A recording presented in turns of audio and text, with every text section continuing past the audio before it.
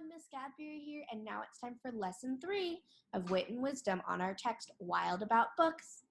Today, our focus for lesson 3 is the reveal, and we're going to talk about rhyming as well.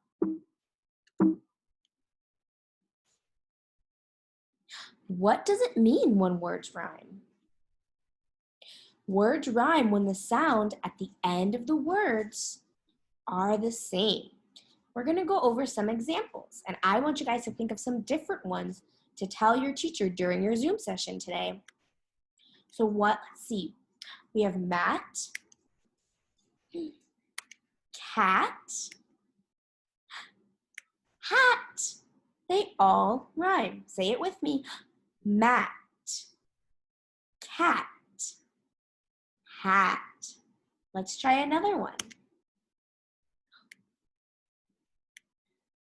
Ooh, let's see. Log, frog, dog. Say them with me. Log, frog, dog. They all rhyme. Let's see, in our book, lots of words rhymed. She even found waterproof books for the otter who never went swimming without Harry Potter. Otter and Potter rhyme. Say it with me.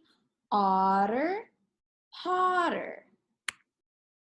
And there's another one. Tasmanian devils found books so exciting that soon they had given up fighting for writing. Exciting, writing. Say it with me. Exciting, writing. Good job, you guys. Let's see if these words rhyme. New, blue, you, zoo. Let's try it. New, blue, you, zoo. They all rhyme. Let's see, we have sell, well, bell, tell. Read them with me. Sell, well, bell, tell. Do you guys think these words rhyme? They do. That's right, scholars. Remember, our content framing question is that small little question. And today's content framing question is, what does a deeper exploration of the words and illustrations reveal in Wild About Books? Let's read that together. What does a deeper exploration of the words and illustrations reveal in Wild About Books? So that means when we're reading the book, the words and the pictures tell us something. What do they tell us? How do they help us understand the story better? Because deeper exploration means we're going to look closer, and reveal means to show. Our big essential question. Let's read it together. How does reading help us learn? Good job, scholars. And remember our focusing question, that medium-sized question, our stepping block. Read it with me. How does the librarian make reading fun in Wild About Books? So we're going to think about those questions today, and I want you to come up with some more rhymes to have ready for your class today when we meet in Zoom. So we're going to listen to that story one more time, and I'll see you all next week. Have a good weekend.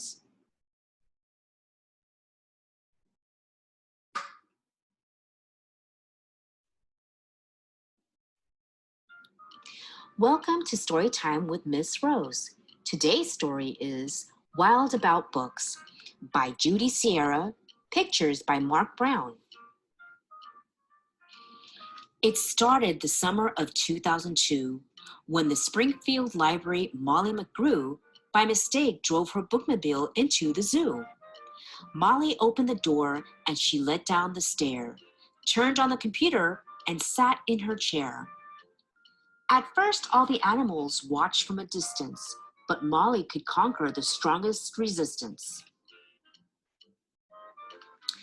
By reading aloud from the good Dr. Seuss, she quickly attracted a mink and a moose, a wombat, an oryx, a lemur, a lynx, 8 elephant calves, and a family of skinks.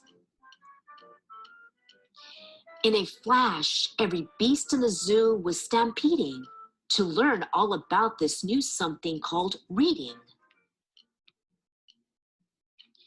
Forsaking their niches, their nests, and their nooks, they went wild, simply wild about wonderful books, choosing thin books and fat books and cat in the hat books, and new books and true books, and heaps of how-to books.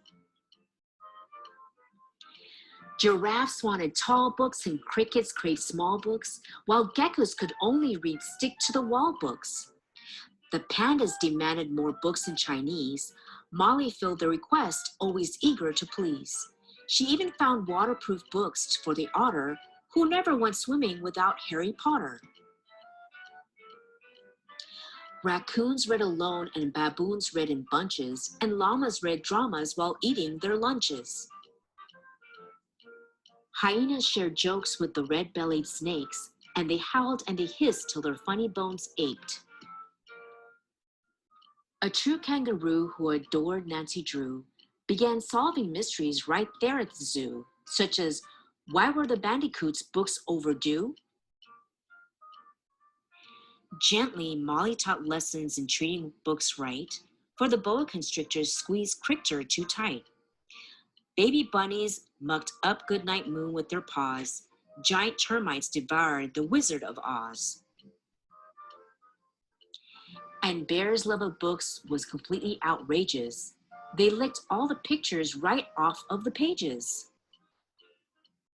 Tasmanian devils found books so exciting that soon they had given up fighting for writing.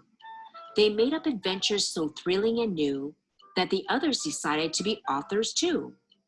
Pythons wrote with their tails, penguins wrote with their bills, and porcupines wrote with their very own quills. At the new insect zoo, bugs were scribbling haiku. The scorpion gave each a stinging review. Walking stick. A cannibal twig silently devours a leaf, eating, not eaten. Pretentious. Dung beetle.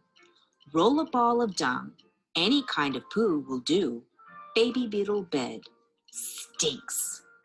Millipede. I dig for treasure in my enchanted castle. A rotten apple.